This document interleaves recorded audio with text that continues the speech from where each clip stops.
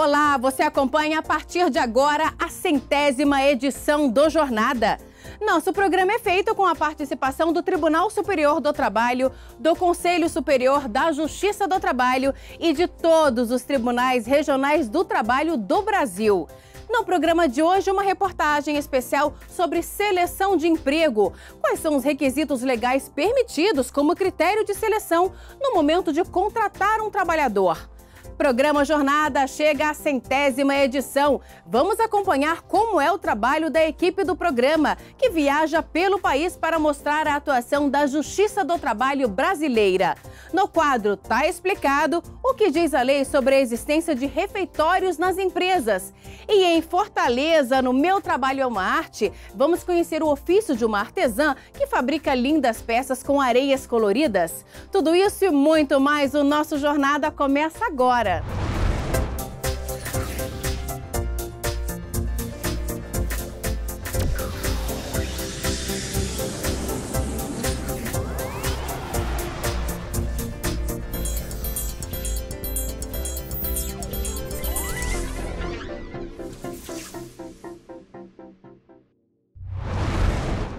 A Constituição Federal veda utilizar critérios de sexo, idade, cor ou estado civil como forma de escolha entre um candidato e outro para a seleção de emprego. Mas quais seriam os requisitos legais permitidos como critério de seleção no momento de contratar um trabalhador? Saiba mais na nossa reportagem especial. Na hora de escolher os empregados, a maioria das empresas utiliza aquela velha técnica da entrevista. Tudo para verificar a formação e a experiência do candidato. O mercado de trabalho está cada vez mais exigente. Mas não basta apenas a qualificação profissional. Muitas vezes o fator emocional de um candidato pode ser determinante para ser selecionado. Para isso, empresas investem cada vez mais em testes. Imagina só isso aqui, ficar preso em salas temáticas, como se fosse personagem de um filme. São 5 salas com câmeras de monitoramento. Cada sala tem um tema específico: terror, aventura, investigação e 2 de suspense. O grupo de candidatos tem um determinado tempo, dependendo do cenário, para desvendar enigmas e tentar sair da sala. E é aí que os perfis são analisados. Os possíveis selecionados vão vir aqui para fazer uma entrevista, eles entram dentro da sala, provavelmente com pessoas que eles não conhecem, e eles vão estar sendo analisados. Eles não precisam necessariamente escapar, mas as ações dele dentro da sala a gente já consegue identificar o perfil que a empresa busca. Então a gente atende a empresa e o selecionado e a gente faz essa ligação para eles. Ó, você está buscando um cara criativo? Esse aqui é o cara criativo para você. E a gente consegue fazer tudo isso aqui dentro da sala. Tudo lá dentro é acompanhado por psicólogos, que analisam o perfil dos candidatos quando são postos para trabalhar em equipe. O lado emocional conta porque a gente tem o perfil de um candidato, a gente não é só a avaliação técnica, né, daquele cargo que ele precisa ter, os conhecimentos técnicos, né, que tipo de conhecimento de curso ele precisa, de nível de formação escolar, acadêmico ele precisa para ocupar aquele cargo, mas principalmente a parte de comportamento, né, como que ele se relaciona, como que ele se comporta, como que ele se comunica, né, como que ele faz a gestão do tempo dele. O projeto é novo, mas várias empresas já procuram pela estratégia inovadora. A Deise é supervisora financeira de uma universidade e veio conhecer. Ela já pretende implantar na empresa em que trabalha. É uma experiência singular, super válida, que eu acredito que hoje, como o nosso mercado ele tem evoluído de todas as formas, eu acredito que evoluir na forma de selecionar também faz toda a diferença. E apesar da gente ter pessoas altamente qualificadas tecnicamente, a gente precisa também verificar o emocional. Então, com essa avaliação, com esse tipo de teste, com esse tipo de experiência que eles estão disponibilizando aqui, é possível você, além de avaliar a capacidade técnica de uma pessoa, de um candidato, também avaliar o emocional. E este gerente em recursos humanos afirma que cada vez mais as seleções se focam no comportamento. A gente avalia muito qual o comportamento da pessoa, como ela lida com o trabalho, qual a relação que ela faz com o trabalho, com a carreira e com as empresas por onde ela passou. Se você pegar as questões técnicas, você com ações de treinamento e capacitação, você consegue desenvolver as competências técnicas com muito mais facilidade do que desenvolver as habilidades comportamentais das pessoas. testes são permitidos, desde que não ultrapassem os critérios de bom senso e da razoabilidade. O que a gente tem que buscar nessas situações é verificar se esses testes estão atrelados à aptidão profissional do candidato que deseja ocupar aquela vaga.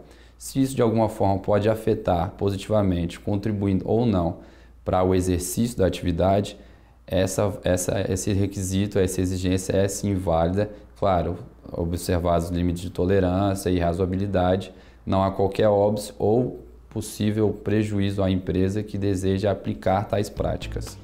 A Constituição Federal proíbe critérios de admissão por motivos de sexo, cor ou estado civil.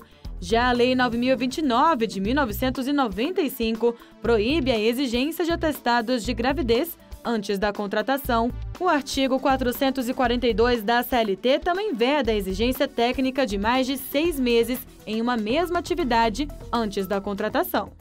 A experiência que a empresa deseja buscar no candidato, ela deve se limitar naquela mesma atividade até 6 meses.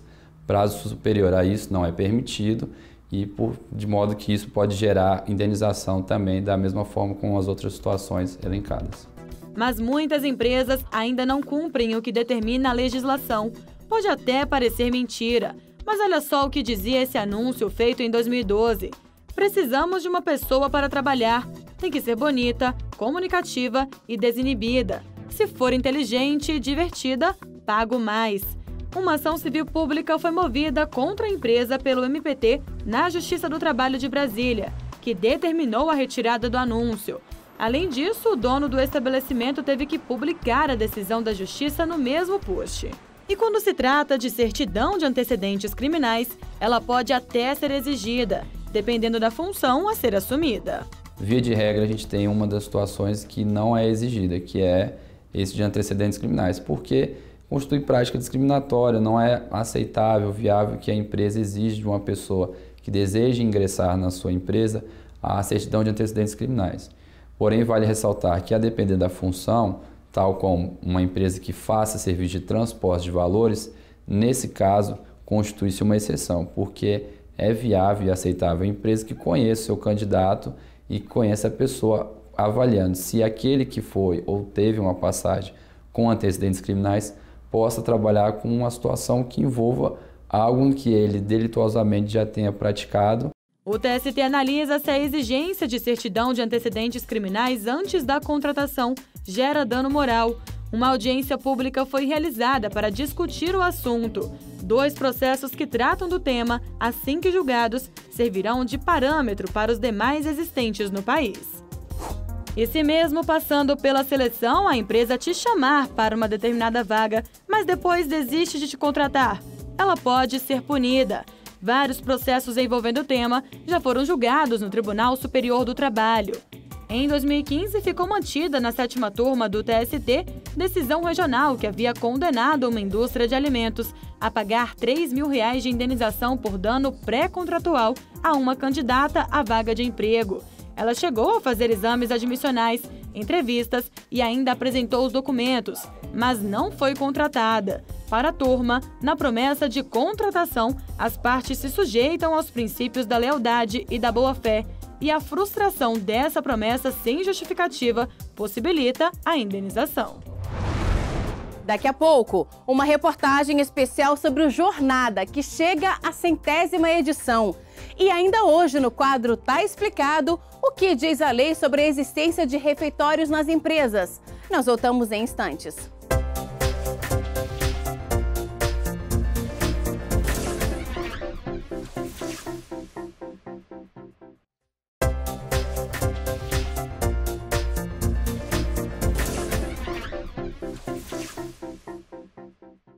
O Jornada foi ao ar pela primeira vez em dezembro de 2014 e hoje está no ar a 100ª edição do programa, que é feito com a colaboração de toda a Justiça do Trabalho.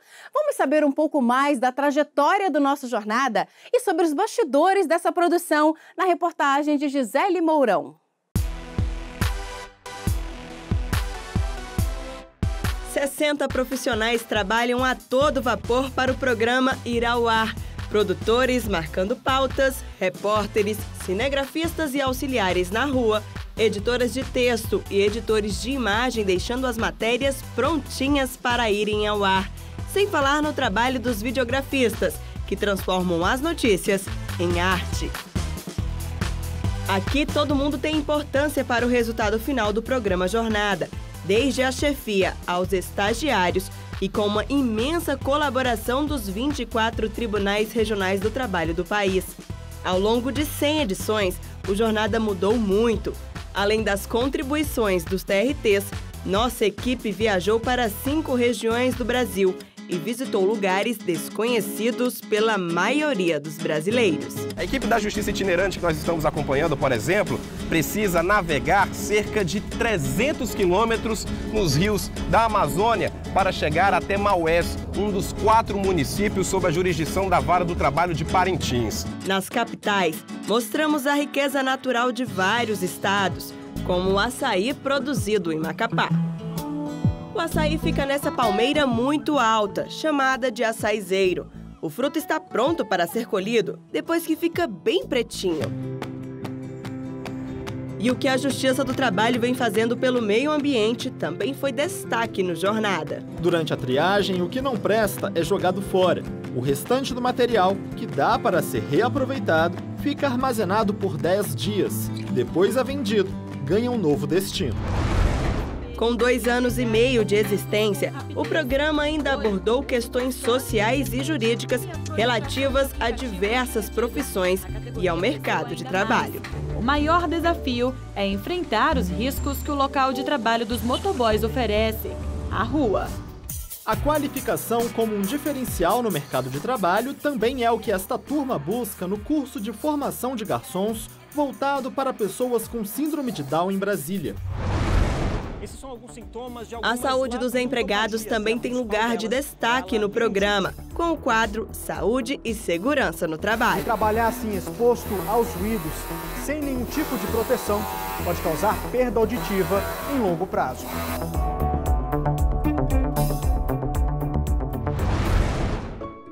Sem falar de tantos ofícios mostrados, que na realidade são verdadeiras artes.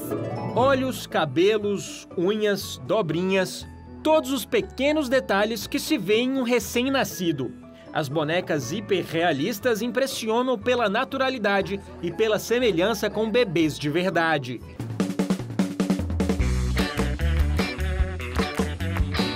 O que tem a ver com trabalho é tema do Jornada.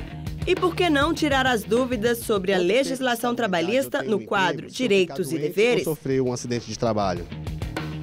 Se o trabalhador é acometido de alguma doença decorrente das condições de trabalho ou sofre um trabalho infantil, trabalho seguro, a execução trabalhista e o processo judicial eletrônico também sempre estiveram presentes nas 100 edições do programa. Para a Justiça Trabalhista, essas crianças são exemplos de como os jovens do Brasil devem viver, aproveitando com diversão a infância.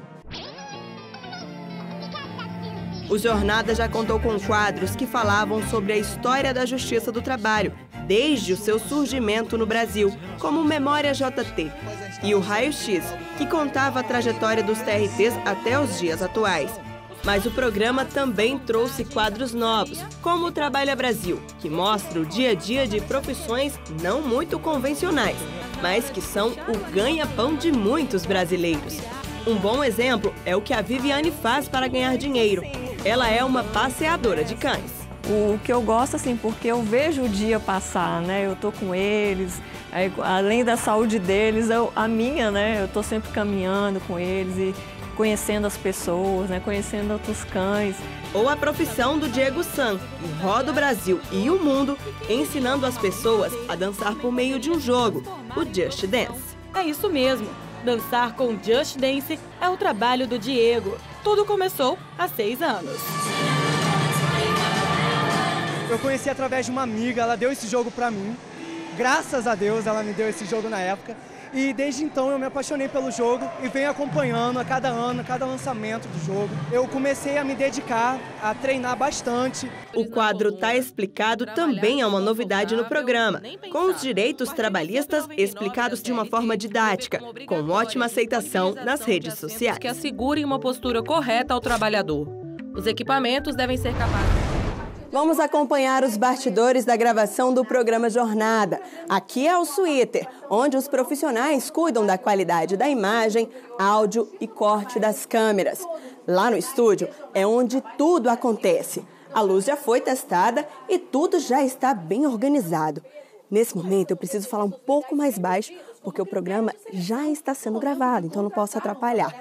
Esses aqui são os responsáveis pela filmagem e também pela direção do programa. Essa é a nossa apresentadora, Carolina Sete. Ela também que faz o roteiro do programa e depois vem para o estúdio gravar. Você pensa que aqui é onde inicia e termina tudo? Não, ainda tem muito trabalho por aí. Aqui é só o começo. Depois da gravação pronta, começa o trabalho dos editores de imagem, que montam as reportagens gravadas na rua. Ué, mas cadê o cenário? Você reparou que a Carol gravou em um fundo verde chamado Chroma Key? É aqui que entram em ação os desenhistas. Eles são os responsáveis pela montagem do cenário, que é totalmente virtual. O Jornada foi o primeiro programa do Judiciário a colocar essa ideia em prática. E o resultado desse trabalho em equipe vai ao ar na TV Justiça toda segunda-feira às 7h30 da noite, mas também fica disponível no canal do TST no YouTube. É a Justiça do Trabalho mais próxima do cidadão. O resultado de todo esse trabalho veio rápido. Em 2016, o Jornada venceu o Prêmio Nacional de Comunicação e Justiça. O programa ficou em primeiro lugar na categoria Melhor Programa de TV. Esse reconhecimento veio para ratificar ainda mais a importância de um trabalho em equipe, feito com todo cuidado e carinho. Tudo para que as notícias cheguem ao público de forma precisa, criativa, informativa e com muita qualidade. Já já tem mais um programa saindo do forno, direto para a telinha. Mas o Jornada está no ar. No próximo bloco, no quadro Tá Explicado, o que diz a lei sobre a existência de refeitórios nas empresas. E em Fortaleza, no Meu Trabalho é uma Arte, vamos conhecer o ofício de uma artesã que fabrica lindas peças com areias coloridas. Nós voltamos daqui a pouco.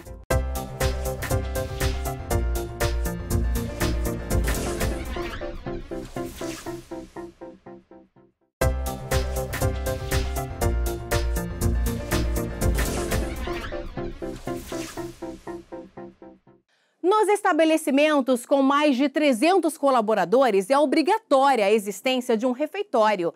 Isso é o que diz a norma regulamentadora número 24 do Ministério do Trabalho. O local deve conter uma área de 1 metro quadrado por usuário e abrigar 1/3 do total de empregados por turno de trabalho. Vamos saber mais sobre o assunto no quadro Tá Explicado de hoje? Depois de uma manhã intensa no trabalho, nada melhor que uma pausa para o almoço, certo? Seja almoço, lanche ou jantar, o importante é repor as energias e matar a fome. Alguns trabalhadores preferem trazer a própria marmita de casa. Outros não escondem a preferência por uma quentinha comprada na rua. Independentemente do cardápio, ter um ambiente agradável para fazer a refeição é imprescindível. A norma regulamentadora número 24 do Ministério do Trabalho estabelece que é obrigatória a existência de refeitório nos estabelecimentos em que trabalhem mais de 300 colaboradores. O local deve conter uma área de 1 metro quadrado por usuário e abrigar 1/3 do total de empregados por turno de trabalho. Além disso, a norma também determina que as mesas instaladas no refeitório devem ser fabricadas com tampo liso e material impermeável. Bancos ou cadeiras devem ser mantidos permanentemente limpos. O piso também deve ser impermeável, revestido de cerâmica, plástico ou outro material lavável. Já nas empresas com menos de 300 trabalhadores, embora não tenha exigência do refeitório, o empregador deve assegurar condições suficientes de conforto para as refeições em local que atenda aos requisitos de limpeza, arejamento, iluminação e fornecimento de água potável. Tá explicado! O Conselho Superior da Justiça do Trabalho realizou o primeiro encontro dos coordenadores de núcleos de conciliação da Justiça do Trabalho. O objetivo foi trocar experiências para que possam ser instalados em todos os tribunais trabalhistas centros especializados na solução de disputas. Saiba mais na reportagem. O presidente do Tribunal Superior do Trabalho e do Conselho Superior da Justiça do Trabalho, ministro Ives Gandra Martins Filho, abriu o encontro destacando a importância de incentivar os tribunais regionais do trabalho a criarem de forma padronizada os centros de métodos consensuais de soluções de disputas. Uma das coisas que nós mais precisamos na Justiça do Trabalho é prestigiar os meios alternativos de composição dos conflitos. A Justiça do Trabalho sozinha não dá conta de receber toda essa demanda, esse volume de demanda trabalhista. E se esses núcleos de conciliação conseguirem já resolver na primeira instância as demandas que vierem, diminui muito o número de recursos que chegam aos TRTs e ao TST. A padronização foi estabelecida pela Resolução 174 de 2016 do CSJT, que regulamentou as políticas de conciliação da Justiça do Trabalho. O documento instituía um Plano Nacional de Estímulo à Mediação e à Conciliação na solução de conflitos trabalhistas. Segundo o presidente, para driblar a alta demanda de processos é preciso vencer preconceitos, como fez a Resolução 174, ao permitir a participação de servidores, e não só de magistrados, no exercício da conciliação. Aquilo que é o ideal está no papel, passar para a realidade. Cada tribunal está funcionando com o seu núcleo da melhor forma possível, com a participação de juízes e servidores. O encontro dos coordenadores de núcleos de conciliação foi idealizado pela vice-presidência do TST e do CSJT, responsável pela Comissão Nacional de Promoção à Conciliação.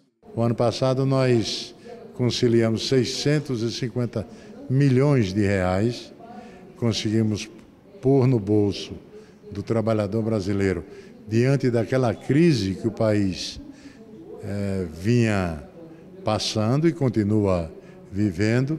E agora vamos aguardar que, através desses encontros, nós consigamos aumentar o número de dinheiro no bolso do trabalhador através da conciliação.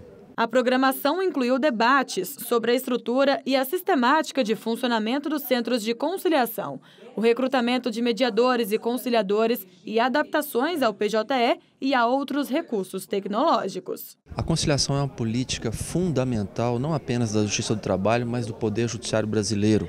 Desde sempre se pratica a conciliação na Justiça do Trabalho.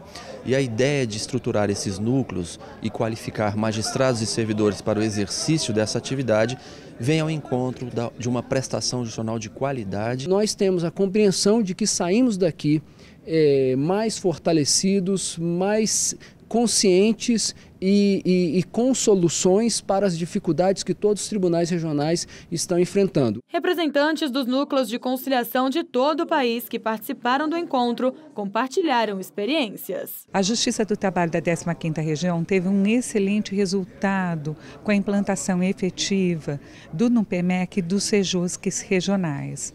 Nós não só conseguimos minorar o tempo de tramitação dos processos, como também abaixar a nossa execução.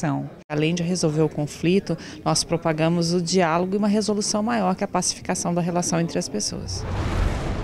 Vamos até Fortaleza? Lá encontramos uma peça de artesanato que faz parte da cultura cearense, as garrafinhas de areias coloridas. Nelas são reproduzidas manualmente paisagens e temáticas diversas. Um trabalho minucioso que conquista qualquer um que visite um estado tão rico culturalmente. É o que você confere no quadro Meu Trabalho é uma Arte. Meu nome é Mavini Mota, eu sou daqui de Fortaleza, moro aqui em Fortaleza, Ceará. Trabalho com areia colorida, sou coordenadora do grupo Grão de Cor e acho o meu trabalho uma arte.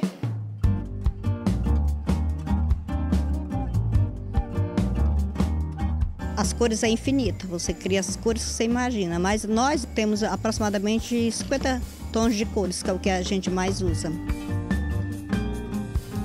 O passo a passo, isso é difícil, você tem que estar vendo que a gente está colocando a areia no vidro e com a paletinha está formando o desenho, que é exatamente essa composição de imagem, não é uma pintura e nem é uma escultura, é uma composição de imagem. Nós vamos formando grão por grão, colocando cor por cor e formando o desenho. Se você vai se aperfeiçoar em paisagem, você tem que gostar e apreciar cada pôr do sol que você vê e gravar aqui na sua mente para você reproduzir dentro de uma peça. Eu faço muito isso. Observo muito a natureza, observo muito o pôr do sol, o nascer do sol, para reproduzir nas minhas paisagens, que eu gosto muito de paisagem. Nós temos que ter a altura da mesa exatamente correta, né? Todo medido, até o local que a gente coloca os pés, para equilibrar a mão, porque você tem que ter muito equilíbrio. E a letra, quando você vai escrever ou fazer uma reprodução, você tem que ter muito equilíbrio para você observar bem se a letra está correta ou se não está torta. Tem tudo isso. Fazer a peça depende também da peça, mas a peça varia de 15, essa tradicional que você vê, a pequenininha, de 15 a 1 hora, de 15 minutos a 1 hora. E se for uma reprodução, aí vai depender da logomarca, vai depender da figura que a gente for reproduzir. E se for uma peça grande, como nós já fizemos peças de pesar mais de 300 quilos, aí leva os dias. Eu acho que é um dos trabalhos mais difíceis do artesanato brasileiro, porque por conta de tão pouca gente que sabe, né? É um trabalho difícil de ser ensinado. De repente, quando você vê eu fazendo, você pode até achar que é fácil, mas quando você vai tentar, fica um pouquinho mais difícil. Eu penso que é um artesanato que requer mais paciência. Tem que ter muita paciência. Você imagina você pegar grão por grão e formar o que você é capaz de formar dentro de uma garrafinha de areia colorida?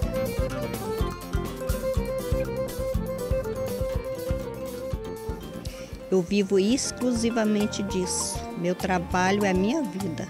Então eu quero agradecer a oportunidade do programa Jornada ter nos proporcionado a gente se apresentar o nosso trabalho para o Brasil, que é sempre muito bom a gente divulgar o nosso trabalho.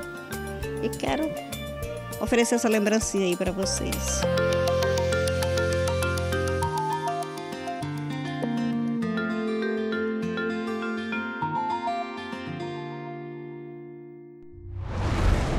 E o Jornada de hoje termina aqui. Muito obrigada pela companhia e até o próximo programa. Tchau!